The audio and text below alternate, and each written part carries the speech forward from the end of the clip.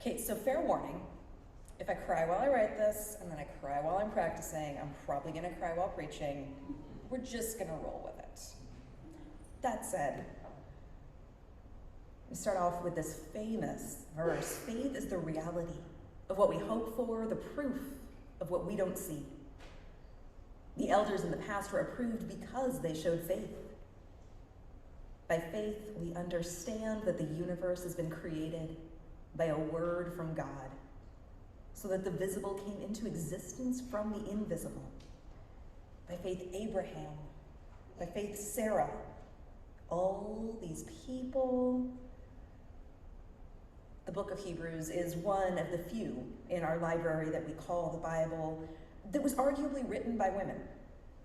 Its tone, its language, its focus, its metaphors all suggest to scholars that this is more of a liturgy or a prayer than a letter or a history.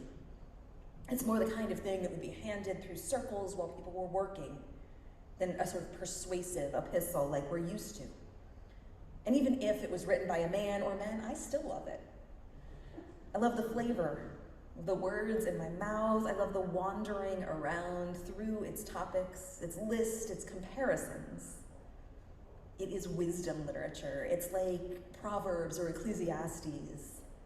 It shows us how things are and how we should want to shape ourselves in relationship to Jesus, the divine word.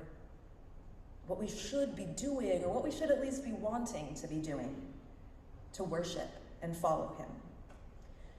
There is a sort of breathiness in Hebrews, and not like the Marilyn Monroe singing Happy Birthday, Mr. President breathiness, but a sense of like breathing in and with our every breath being filled with the Spirit and the wisdom of God, and then breathing out something new from ourselves, filled with relationship and love. Like other texts, the conclusion doesn't just try to wrap things up neatly, but it emphasizes what's important. And we're spending the next 4 weeks on these words and instructions from the last few chapters of Hebrews. We're going to allow their wisdom and focus on relationship to carry us into the end of the church year and the beginning of our new year as we start Advent, right, on November 27th. I don't know who went, oh, but I hear you. It goes back, thankfully, and then keeps going back to this race that we run, right? Every year we run this liturgical year, and then we get to the end of November, and we're like, okay, that's not the only race we're running, though. On a broader scope, we're running this life of faith. We are intentionally remembering that we're not alone, we're not the first, and we won't be the last. And that we have so much beauty and hope to lean on, even when we're not feeling it ourselves. We have the elders, Abraham, Sarah, all these people. There is this whole list, and for good reason. By faith, they were considered righteous. This faith that they showed, that they had, that they lived, it was vibrant and active in an everyday relational faith. They lived this faith by saying yes to God over and over. They lived their faith with how they treated their neighbors day after day, even those neighbors. And after Sarah and Abraham, we look to the fulfillment of God's promises. We learn about their descendants who became the Hebrew people in Egypt, who then became the people who came out of slavery in Egypt, who became the people following this pillar of fire and cloud through the desert, who became the people who took possession of the land God had promised. In all the ways they lived that faith. Faith wasn't for them, and is not for the author of Hebrews, a one-time profession of I am a sinner and I need God, forgive me and let Jesus live in my heart, and then I'm done and I have faith. Faith for the heroes, the ancestors, and faith for the people in Hebrews was their life. The book of Hebrews is not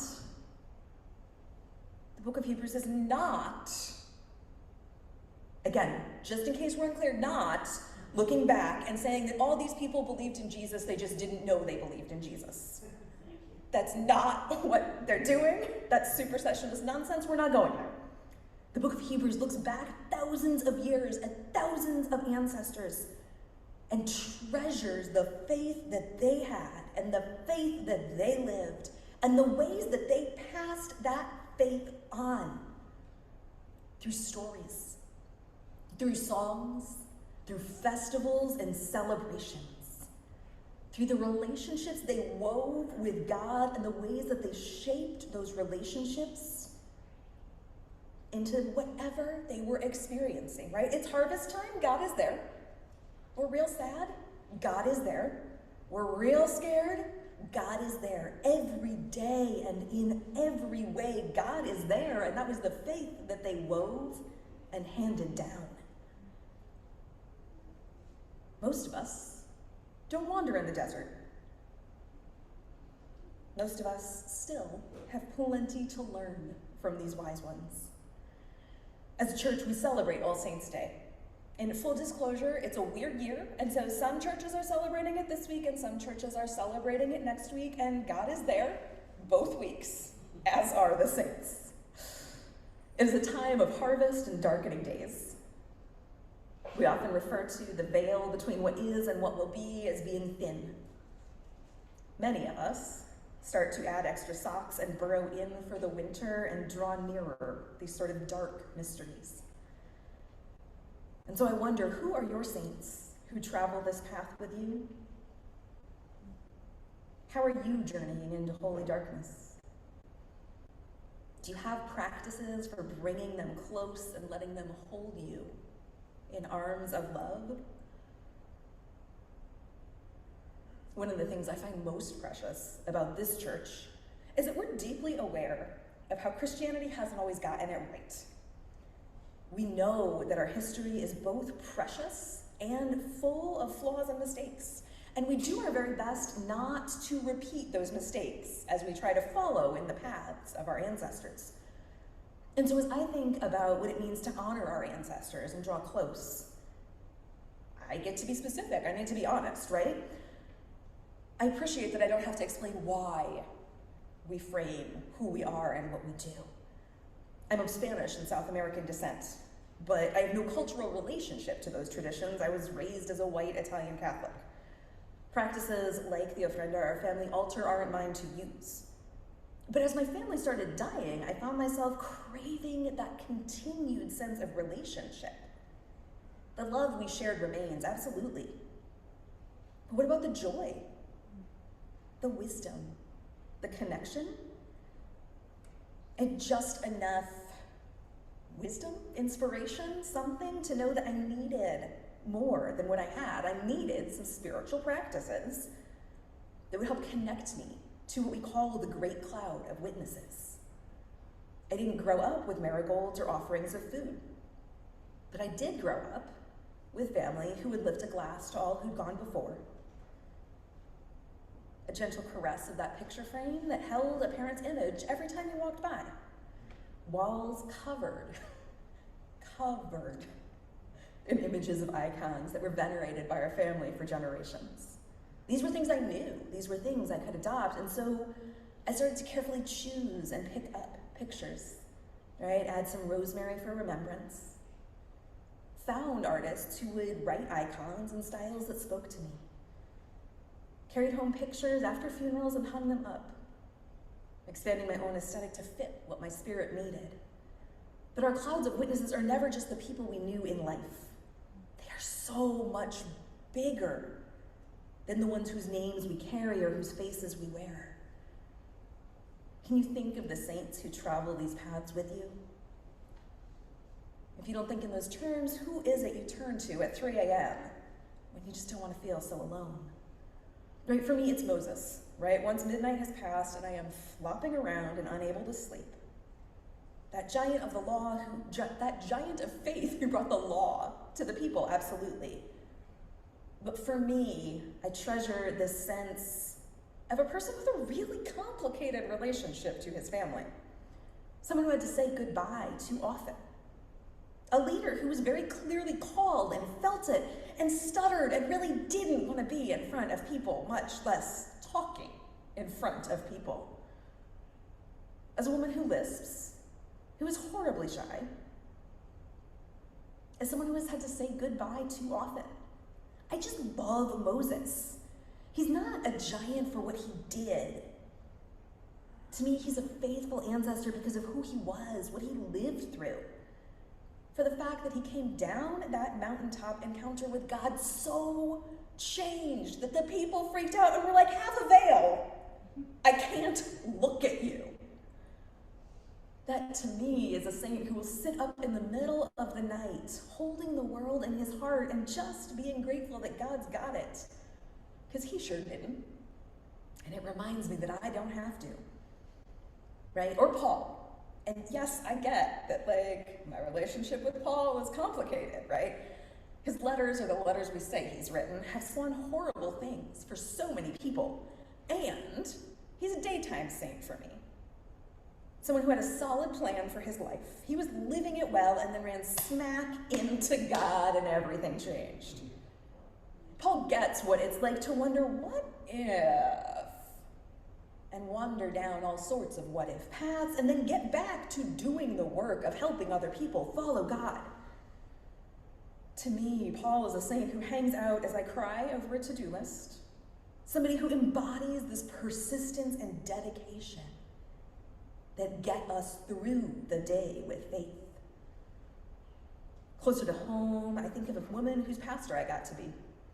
Her name was Janice, and she was a magical combination of fire and joy and wisdom.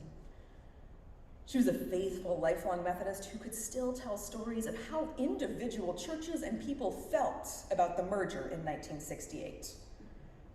Janice believed in Jesus and wrestled with her faith. She introduced me to new devotionals. She taught me to tithe with a story from her early life. She once bought me a pair of socks from the dollar store because they had a scripture verse on the bottom and they were just too cute to pass up. She was in her mid-90s when I left that church. I don't know if she is still with us or now part of that great cloud of witnesses out there, but she journeys with me as part of how I believe in those times when I'm wrestling more than I would like to. Or my Grammy. Gram was a woman whose faith was there for Sundays, which you did not miss, because she was also a nurse, right? So there is no excuse. Her faith was also there, and how she loved her family and ran her household. She might have known that the Bible doesn't say cleanliness is next to godliness, but you couldn't have convinced her it was wrong. She embodied art and beauty, relationship, devotion that showed up in prayer throughout the day and in loving others as you loved yourself. The feeling of her arms wrapped around me, rocking me as if I were an infant, even after I was a mom of my own. Well, a mom myself, I suppose. Her inflection and vibrancy.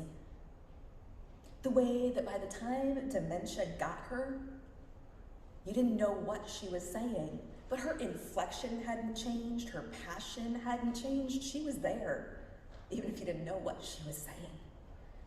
These are the things that allowed me to start imagining God as a fleshy, abundant, loving human, rather than a bearded white man with some lightning. She is still the one I chat to when a particular sunbeam breaks through the clouds, when the hydrangeas are filled with bees and you can't really get in the door without bothering them, whose advice I miss, and who teaches me about relationships with God and with others, even though she's not here. Wait, who are your saints? Who are your everyday people? Who hovers around you in this great cloud of witnesses? When the author of Hebrews encourages us to live lives of faith, it's not static. Sometimes it would be easier if I could be like, okay, I have checked faith off my list and now I can move on. But this faith that we get to inherit and we get to keep running is the faith of our ancestors, of Abraham, of Sarah, of the families they created, This is the faith of our friends, the faith of the tables that fed us when we were small and challenged us as we got older, the faith that we hope to pass on to those who will come after us and be around long after we too have died. It is a complicated and living relational faith, a faith that shapes our lives and goes with us always, in our hearts and in all those in that great cloud of witnesses with us. Thanks be to God. Amen. Amen.